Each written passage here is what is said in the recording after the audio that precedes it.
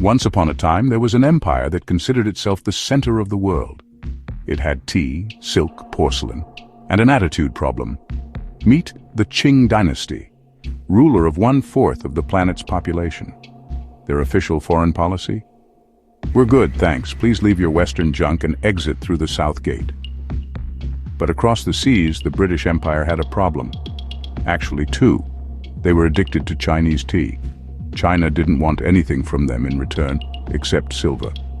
And so Britain was bleeding silver like a Victorian aristocrat with too many mistresses. Something had to be done. Something nasty. Enter the villain of our story, opium.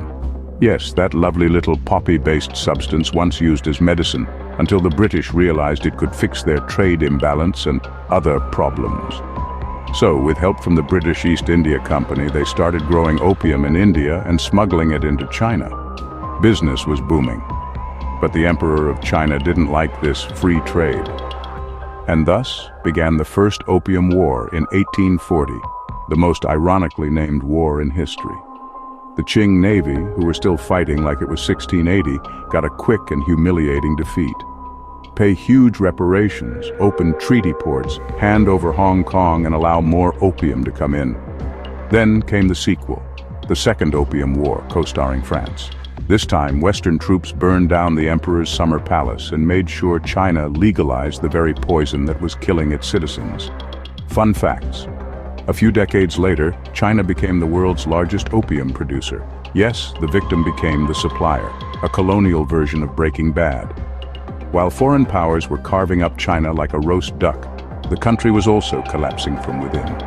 One failed scholar, after reading some Christian pamphlets, decided he was Jesus's little brother, started his own religion, and launched the Taiping Rebellion, one of the deadliest civil wars in human history.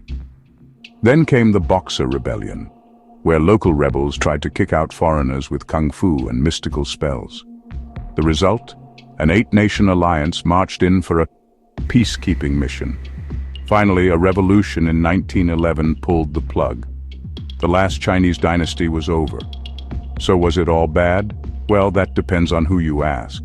Some say the West forced China out of its medieval shell and into the modern world. Others say it was imperialism dressed up as civilization, with a side of addiction and looting. But one thing's certain, the world's most aggressive drug dealer reshaped the world. So next time you sip a lovely British breakfast tea, spare a thought for the messy, smoky, opium-scented history that got it to your cup. Thanks for watching.